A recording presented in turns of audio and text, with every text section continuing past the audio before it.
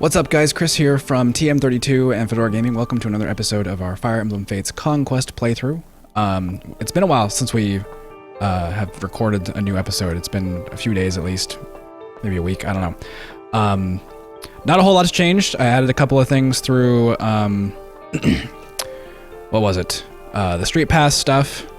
Talked to my people. They gave me items. We've equipped those items. We got a few axes for Arthur that were named Arthur's Axe, respectively enough. So we actually forged one. Named it Justice because, of course, Arthur would be the kind of person to name his weapon Justice in all caps with an exclamation mark. That's just the kind of guy he is. And we were gonna move on. I was told, I think, in the comments of a previous video, that the invasions that we were talking about in the previous series of videos do give experience. So I think that's what we're gonna do in this next few videos, is to go through that, get done what we need to get done here in terms of support conversations, but then go through the invasion, see how that works, because I have no idea what to expect from that. And we'll just go from there. Maybe after that we'll start going back into chapter 9, moving forward with the story. I just want to be as prepared as possible going into chapter 10, which I hear is a friggin' nightmare. So I don't want to I don't want to be caught off guard in that situation, so to speak. We also got a statue for Silas, which let me see if I can go down here. You can't really tell, but it looks absolutely nothing like him, just like my statue doesn't look like me at all. I don't know why they're named after the characters if they don't look anything like them, but it's fine by me. Figured Silas being, you know, super duper hyper BFF to myself would probably want his statue right next to mine, so I figured I'd be accommodating in that regard. I don't think we have anything else that needs to be done except to go through the supports. So let's start working our way through those. We're going to start with Mozu, rather than starting with me. Work our way from the bottom to the top, I think. So we'll go with Mozu and Silas for the first one. I have no idea how this is going to turn out, but they worked a lot together. Wait, what? What? You murdered like how many? Like a half dozen different Faceless? We just got you here. Haven't even done any missions yet outside of, you know, saving your life, and you're just like, hey, I'm gonna go home. See ya. Yeah, I'm with Silas. Why would you do that? Farming is boring. Unless you're playing, I don't know, Harvest Moon or Stardew Valley or something like that, in which case, hey, it's kind of fun, but real world farming is boring. Not too strong. Do we need to have, like, the equivalent of a, I don't know, Fire Emblem old school, like, video recording or something like that? Do they have magic video recorders, something like that? We can play back Mozu's killing spree. Because she's already pretty good. I mean, I'm worried to bring her into, you know, future missions, like, because she's only level 4 right now. But, we pair her up with Silas or Effie, we could actually get some work done.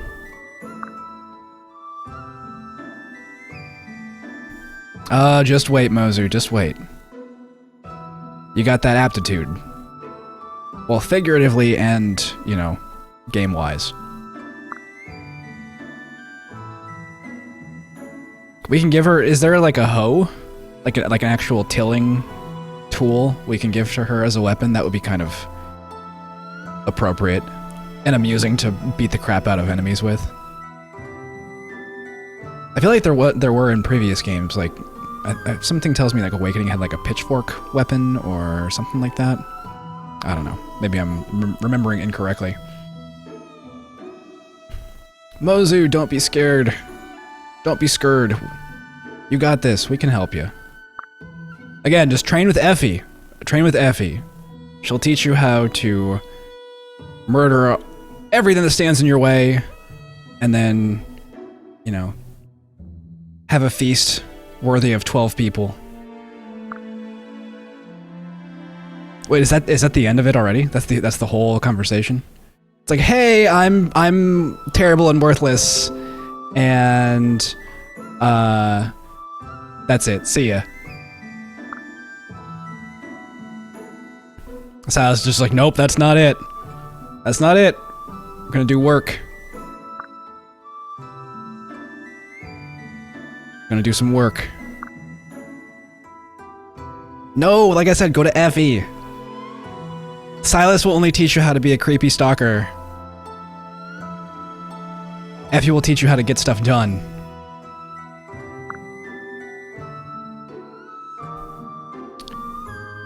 Yeah, back away slowly.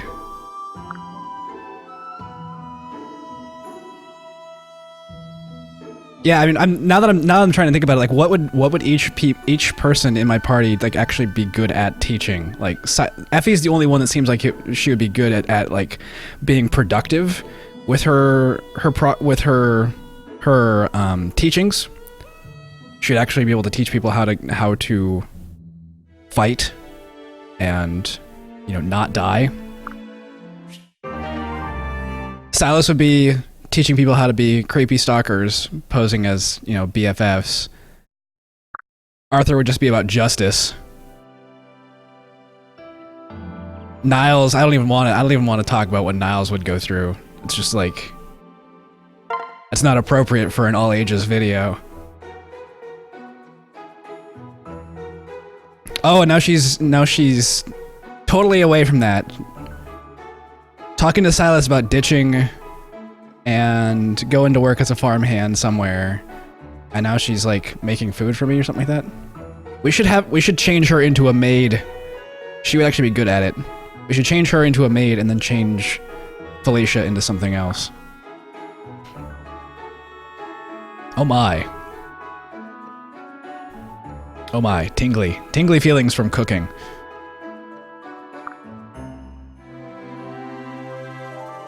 Yeah, bipolar Mozu. That's a thing now. Talking to Silas being super depressed, wanting to get out of here, and then all of a sudden, food comes around. She's like, oh my god, this is the best thing ever. I love food. Everything is so amazing now. Ew, produce though. Not a fan. Not a fan. You can have it. It's all yours. Go for it. All them boxes of produce. No, get it away! Get it away! Ew, vegetables. I'm 8 years old, I hate vegetables. These precious babies. Wow.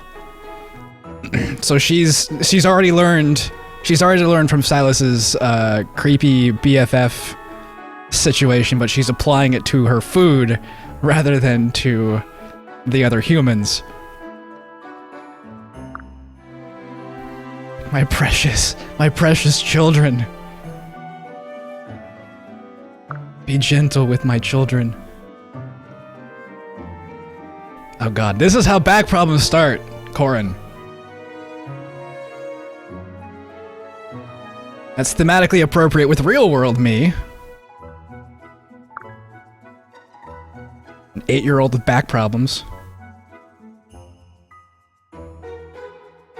I'm gonna need a medic.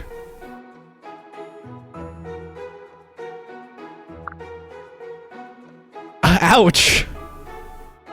Ouch!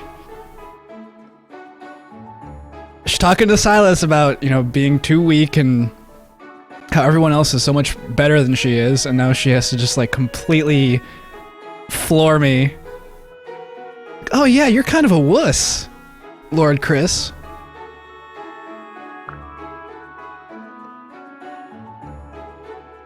Yeah.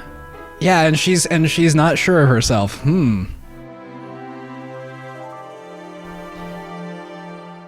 We need to put more spears in her hands. Give her all the spears. Stab more things. Get good. What? What am I implying? What are you implying that I'm implying? I have no idea where this conversation just went now.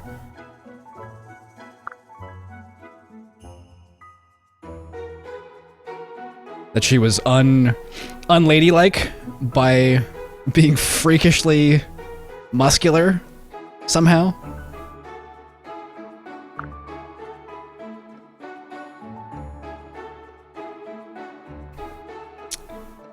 Effie gave him to me. That's exactly what happened.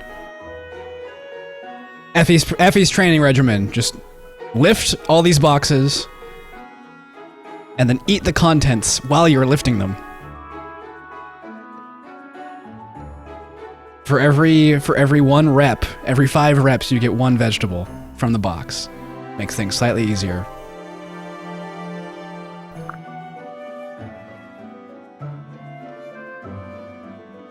Helped the grannies. Well, maybe she could learn something from Arthur. It's like she's a microcosm of everyone I have in my party right now. She's super duper strong. She got Effie down. She is creepy towards vegetables, which is Silas. She's got the justice aspect of it from Arthur. Now all she needs is like talking about darkness and sexual innuendos, and she got Odin and Niles covered.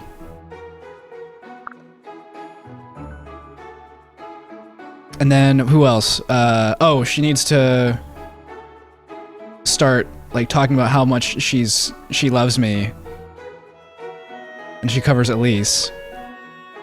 And then she needs to somehow break the vegetables, and she'd have Felicia covered.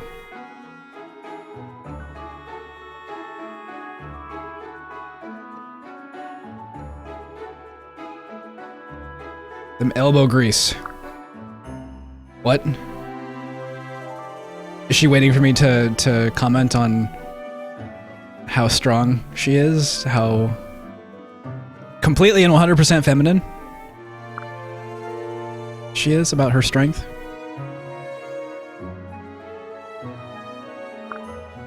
What? What? That's never good.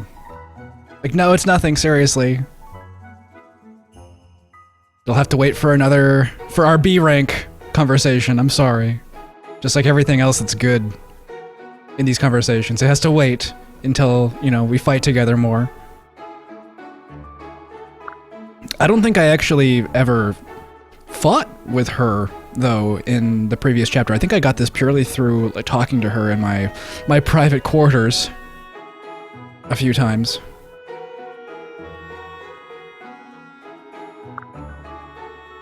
What? It's like, no, I don't miss my family and, you know, my town and the people that I cared about and who cared about me. No, not at all. Why would I? They're dead and buried, and good riddance to them. Even though I was just talking to Silas behind your back about how I'm totally depressed and want to leave.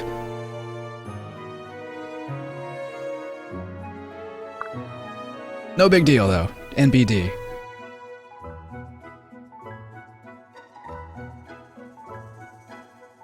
Oh, Mozu.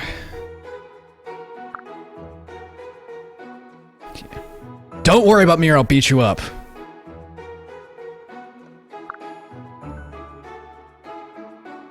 Go talk to Felicia. You could probably teach her a thing or two about how to, you know, make a decent meal. But ew, vegetables, again. Let's go pair it with some bear meat.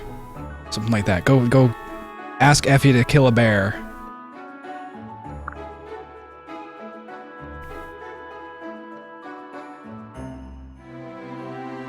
Good plan, there you go. Maybe they can contribute, we can have a little potluck. Effie can bring, you know, a gigantic bear carcass. We'll have to talk to everyone else about what they can bring. Arthur could probably go... Arthur would probably get lost. Probably get all of his foodstuffs stolen by crows or other woodland creatures.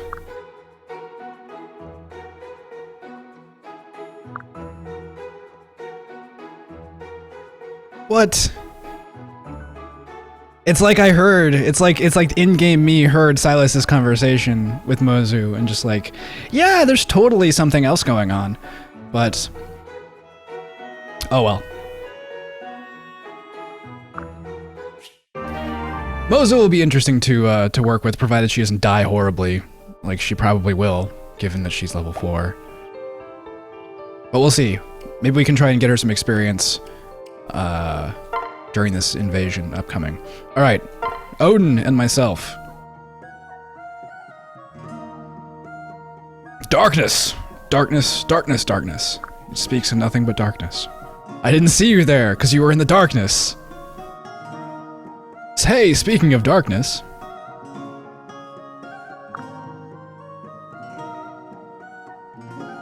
Because it's dark. I'm standing out here because it's dark. The light is too much for my pale, not umbral skin.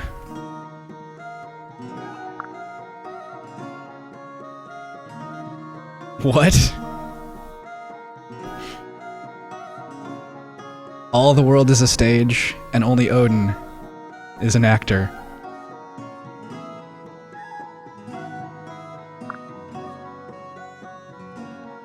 Who knows what he's talking about? Why would you even ask that question? Only Odin knows what Odin is talking about.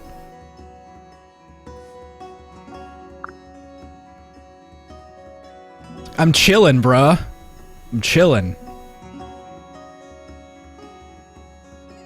That's all I'm doing. Just hanging out here, putting my feet up, chillin'.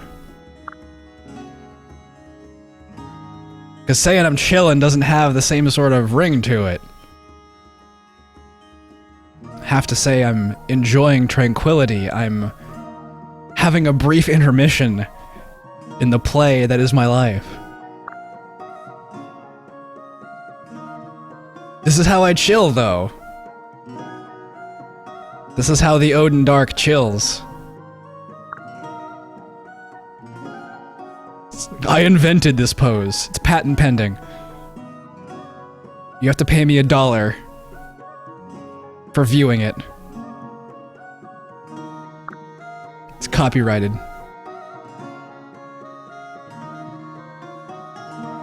Also, it gives me power. That works too. That's why it's copyrighted. Patent pending.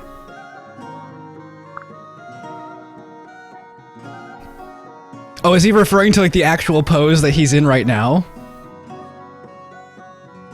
Just arm outstretched with his hand like that? I thought that was just his default pose.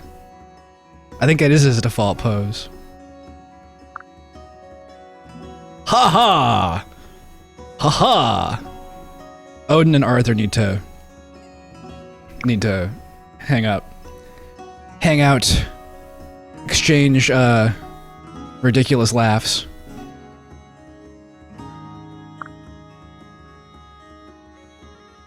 The moment has come to unveil the origin of this divine creation. So basically just how I'm chillin'.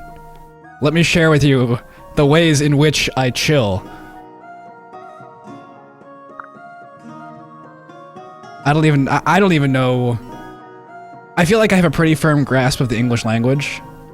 I've read Shakespeare, even though I think I just butchered that quote a minute ago. Even I am struggling to figure out what the hell Odin is saying. Like, yeah, I don't think so, bye. Speak words that normal humans can understand, or GTFO.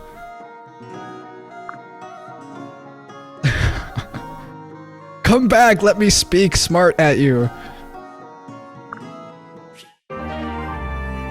Poor Odin. Alright, Niles and, oh god. Niles and Arthur, this should be interesting.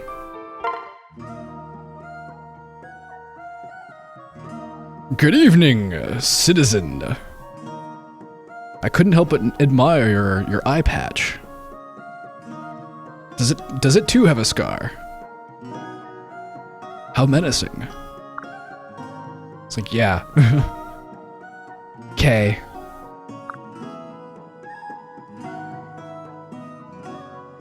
Oh, that's a fair point. That's a fair point. They're both retainers, so it is kind of weird that they never met before.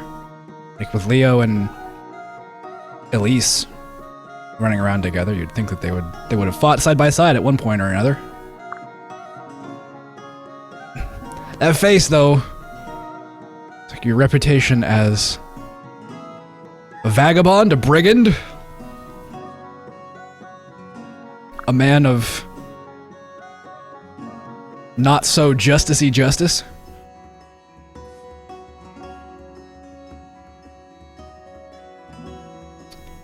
I don't even know what Arthur's thinking right now. Oh, his past. See, more backstory that we're not going to get to see. We're not going to get to talk about. It's like, let's just get to the point. Everyone knows what everyone else is talking about except the player right now. Yep, so Niles is the bad guy. Arthur hates bad guys, therefore Arthur's just like, I'm gonna go be justicey somewhere else. Not worry about, you know, causing fights by being justicey on Niles, who is totally the opposite of justicey. Ouch! Ouch! Niles just straight cutting Arthur to the quick.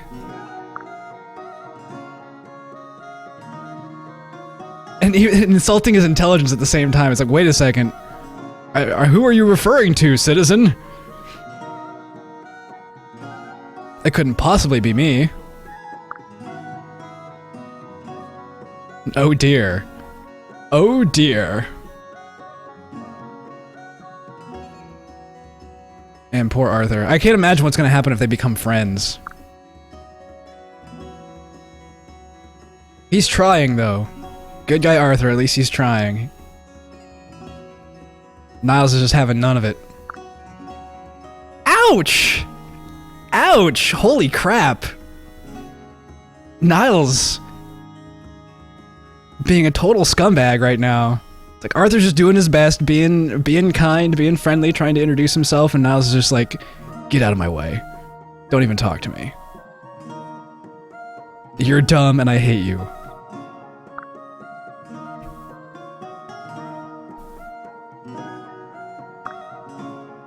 Wow. Wow. Niles is just won't even let up.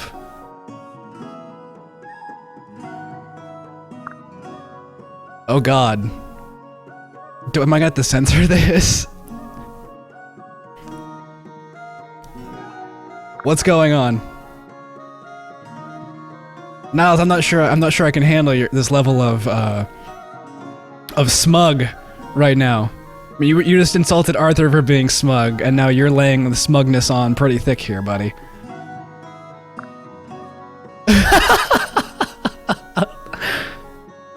I would like to go now. Can I go now?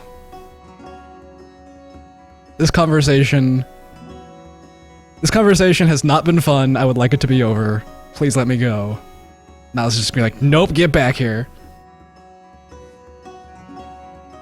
Like, if you ever talk to me again, I will say so many offensive things at you, sir. So many offensive things.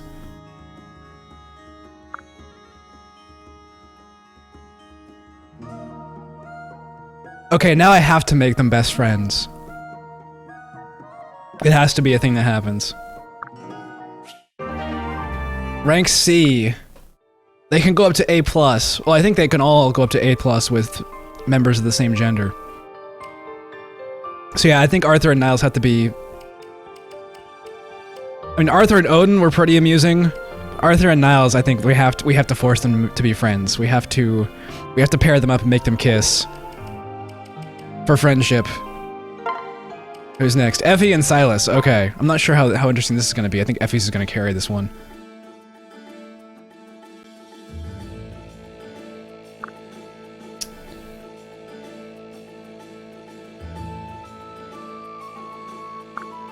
What? Oh. Wait, doesn't everyone know that already? Like, Silas just wants to be creepy stalker BFFs with Lord Chris. Because I'm his whole reason for continuing to live. He's gonna be my retainer. That's what he wants. He's my retainer. Whether I agree to it or not, he's just gonna, like, cling on to me. It's like, I'm going to retain you so hard!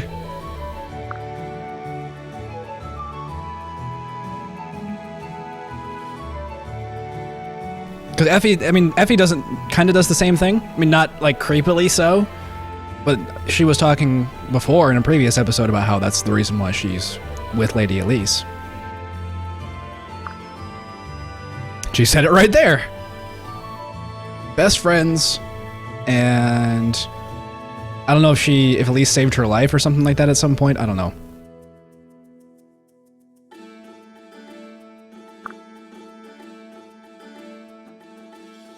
He wants to be, though. In his mind, he's a retainer. Gonna do all the retaining.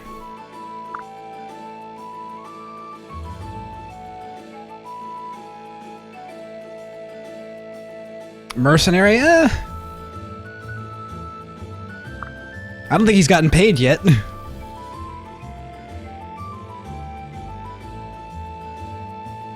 I think he refused payment from Elise the other, in a previous episode. Previous conversation. Oh, a brief moment of vulnerability for the Iron Goddess Effie. If Elise died, I would not want to, I'm kind of thankful in this case that Fire Emblem doesn't really make a whole lot of impact if the characters die. Like, the game just moves on and everyone just assumes that nothing ever happened. Because if Elise actually did die and Effie, like, completely lost her will, that would not be good for our merry band. Our merry band would be not so merry. One of our strongest fighters. Oh, he's reached that point, actually. I was gonna argue with that, but he did basically destroy the first half of Prologue 1 by himself, although Effie was there to give him some defensive support.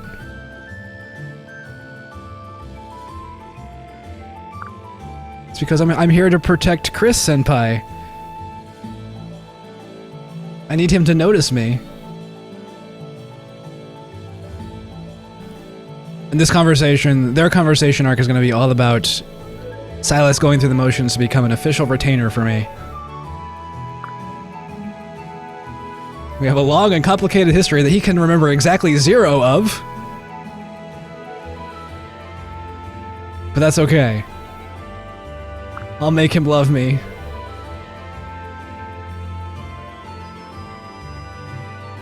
Whether he likes it or not.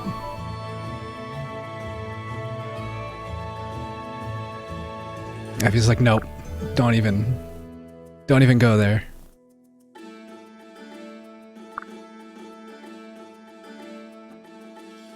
So you're totally different from me. I'm 10 times more awesome than you are. And only half as creepy.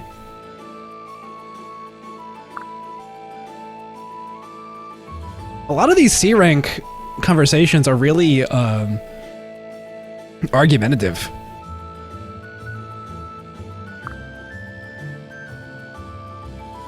It's like no one in my happy little family actually likes each other at all.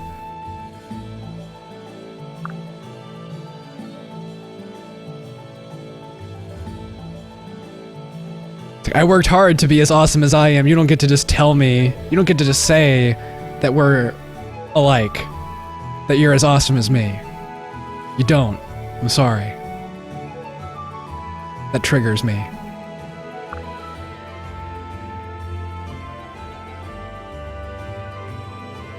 Ouch, Silas just got shut down.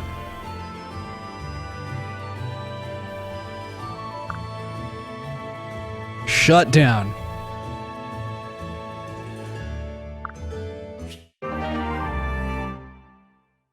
And they go from that to potentially being married over the course of 3 more conversations.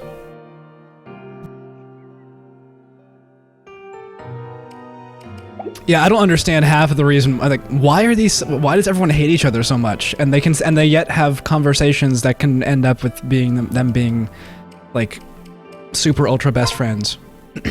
All right, here we go. Elise and Arthur. Elise is just like, what? I'm having lunch, man.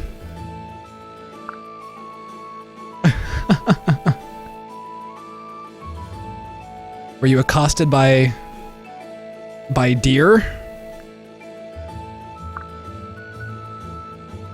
Did you get hit by a man on horseback or something like that? You step in a puddle? Like a really big puddle?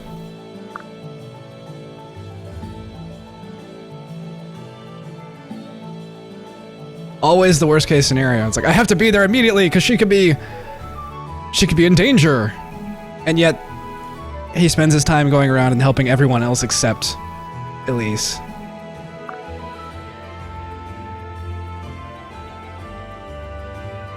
See, I'm just standing here.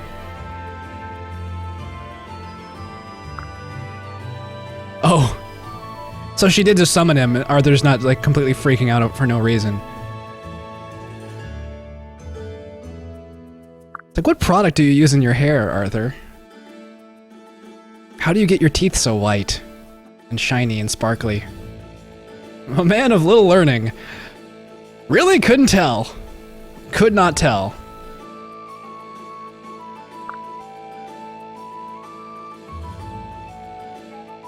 I am the manliest of men of justice.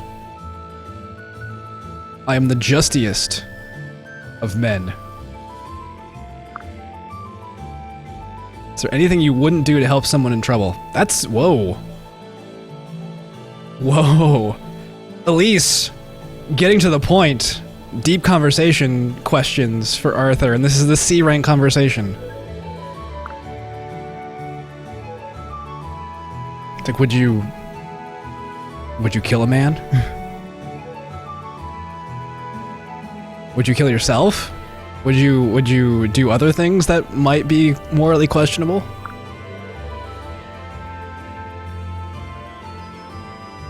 He's going for the best case scenario right now. It's like, well, I would do everything I could to, you know, make everyone's day. What if you can't do that, though? What? It's like, would you give up being my retainer? So you could serve as some random old man's legs? Arthur has awesome priorities. And Elise didn't even bother to actually get into the nitty-gritty of that. She's just like, oh my.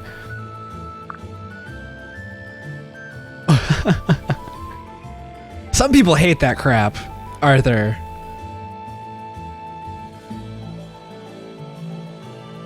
It's like, you tickle me, I'll murder you.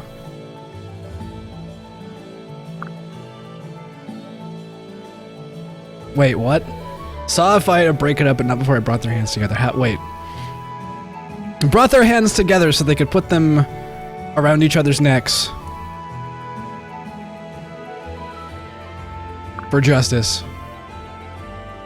Or the loving clasp of friendship, either one.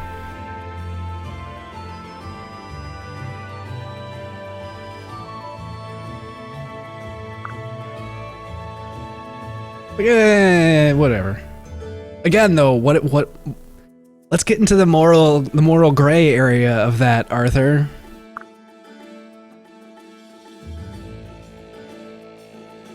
He seems perfectly okay with murdering evil people, or people who are deemed evil.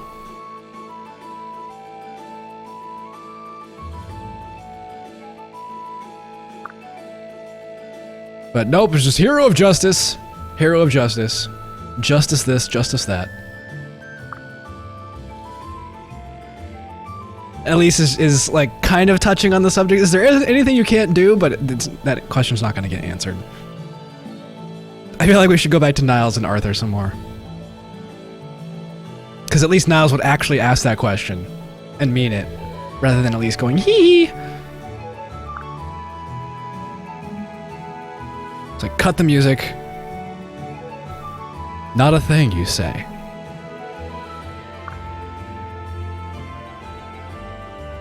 Nope, this is just Elise fawning over Arthur.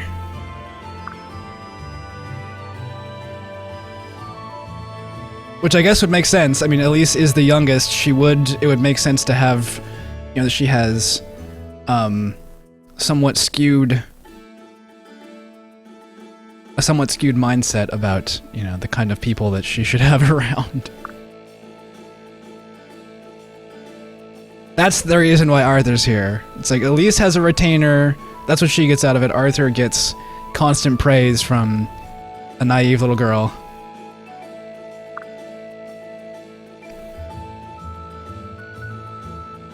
I'm gonna have you kill my father at some point. Spoiler alert. Vanquish it in the face. I'm gonna vanquish it so good. Vanquish it as hard as I possibly can.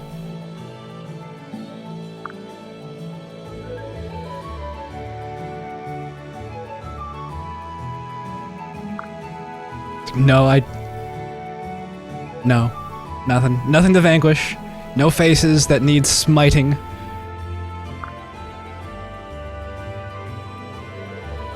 Wait for the B rank again. It's like, no, I don't want this conversation to end. I don't want to wait for the B rank. Tell me!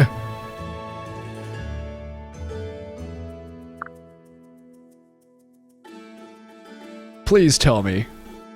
For justice. For great justice. Don't leave this for a future conversation. Don't make me have to play / fight with you. Fight alongside you. To hear more. Oh my god. So that's the second person. Second person just been like, nope, never mind. Forget I said anything. JK, didn't mean any of it. Ultra hero of justice stuff.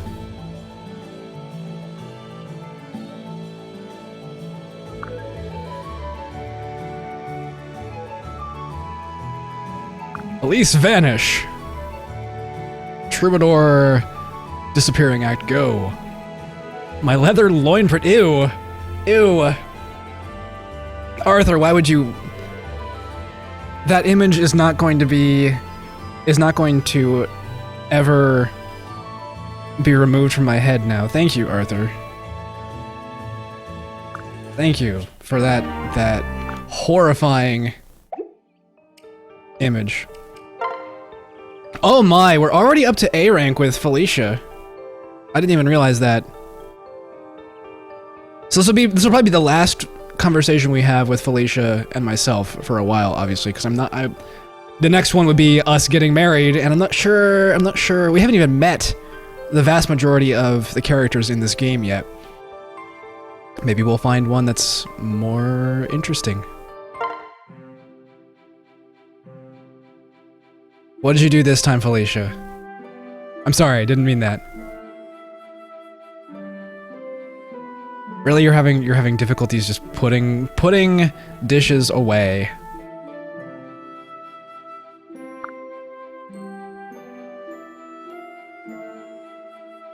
If she screws this up, I'm gonna be very concerned about our future together. If she is going to be my waifu. Super Felicia! And then it breaks.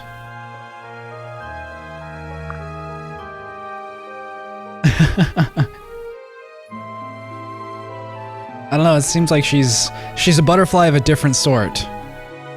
Like I've been saying. Nope. Yeah, gotta stick to murdering people, Felicia. Murdering people and healing people. Heals and stabbings.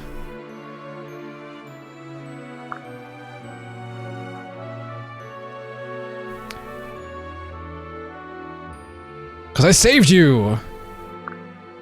Hey, I called it. I'm just gonna have to stand next to her at all times and just keep an eye on her, make sure she doesn't kill herself trying to put dishes away.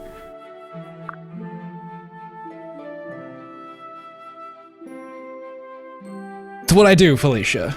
It's what I do. Especially with those who are as accident-prone as yourself.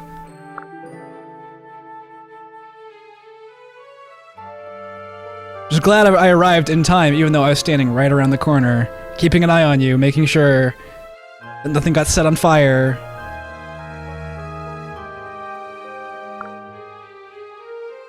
You didn't accidentally, you know, get shrapnel of fancy plates in your eye. I feel like we've had the same conversation with Felicia 3 times now. This is the 3rd time we're having this Felicia, why are you so terrible at being a maid conversation.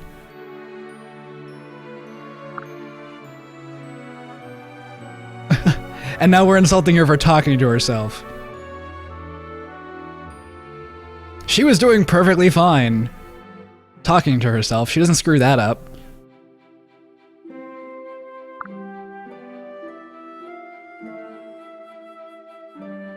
You were kind of saying it pretty loud there, Felicia. You were kind of getting a little bit excited about the idea of, you know, being super Felicia.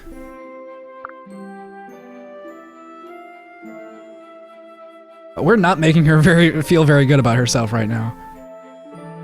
And this is an A-rank conversation. We're just making her feel like crap. Every time this happens, we should just take her out to, you know, the training grounds and just let her throw knives and be awesome at that. That would make her feel better. It's like, I've had you in my arms this entire time, and you're starting to feel kind of heavy. I'm sorry. In addition to being a crappy maid and creepily talking to yourself, you're also fat. That's not true. That was mean. That was mean even for me.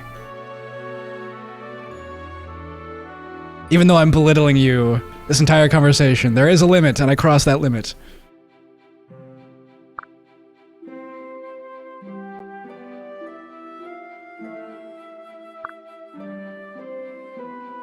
Uh-oh. That sounds a little bit creepy.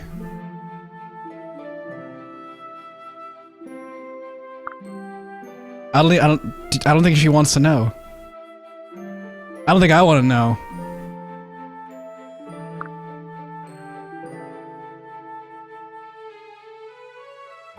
Don't do that anymore. I'm gonna scold you again. I've been scolding you every single conversation that we've had so far.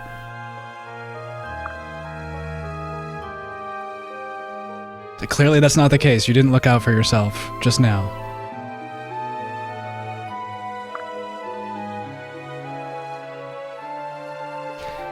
That's the question? Okay. It's like, no, we have to save it for the S rank conversation. I have to marry her to be able to find that out. That's what's gonna happen.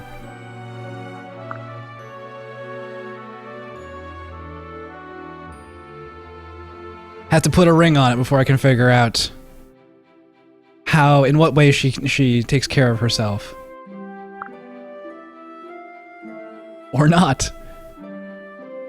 Genuinely surprised at the fact that she just told me flat out. I thought she was gonna drag it out for another few more statements and then run away like Elise did, like Mozu did.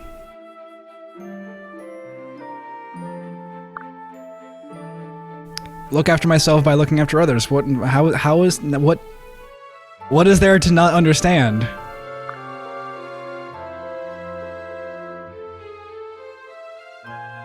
By keeping everyone else on the straight and narrow, it makes it easier for me to do as well. That makes sense, right? That's like the one thing that makes sense out of Felicia's mouth in this conversation. Actually, no, it doesn't make any sense at all.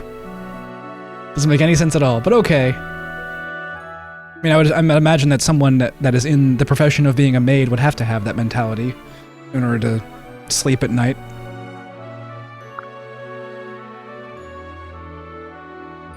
But you feel terrible and useless now, though. Everyone, like half the people in my party feel terrible and useless and don't want to be here and feel like they suck at their jobs, even though they've proven time and time again that they are amazing people in battle. They just need to not have professions outside of battle. They just need to be, you know, Spartan warriors, all of them. Don't worry about putting dishes away. Don't worry about, you know, cooking meals. Just fight and kill and pillage. As true Norians would.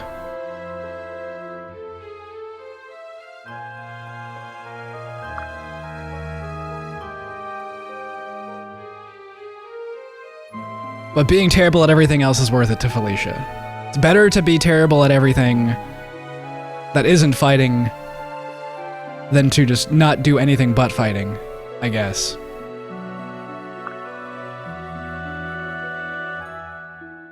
I guess that is a little bit inspiring in a way.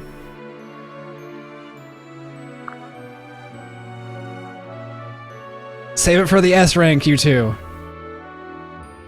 Save it for the S rank.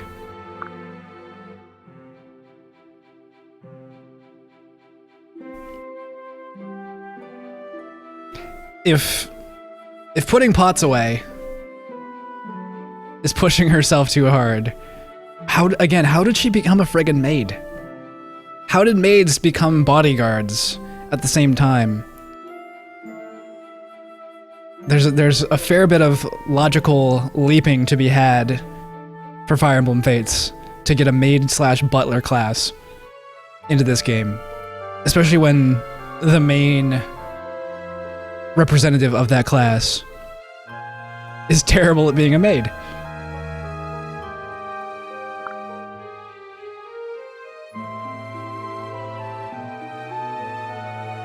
How she can even make time to be a maid while we're fighting and, you know, she's having to throw daggers and heal people. There you go. Back to being the condescending jerk that you rightfully are.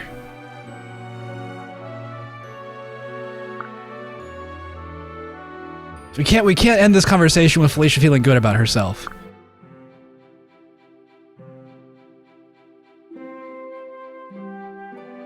Scumbag Lord Chris.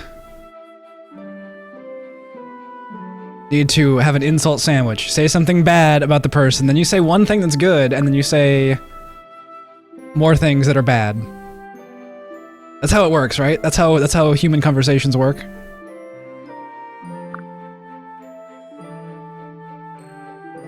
Like, yeah, you're awesome and you help us on the battlefield, but don't touch the silverware.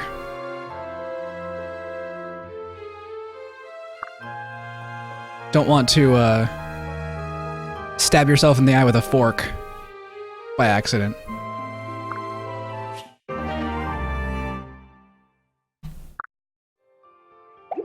Alrighty, that marks all of the support conversations we have for this episode. Thank you guys for watching. Hope you enjoyed these support conversations. I think that's it for this episode. We'll be back with the next episode probably going into the first invasion, full force. It'll be nothing but I can't imagine there's gonna be a whole lot in the way of exposition before that fight, because it seems like it's supposed to be more like the Street Pass actual castle invasion. So it's just gonna be like, hey, NPCs are coming in, deal with it. So again, thank you for watching this episode. Hope you enjoyed the support conversations. We will see you next time.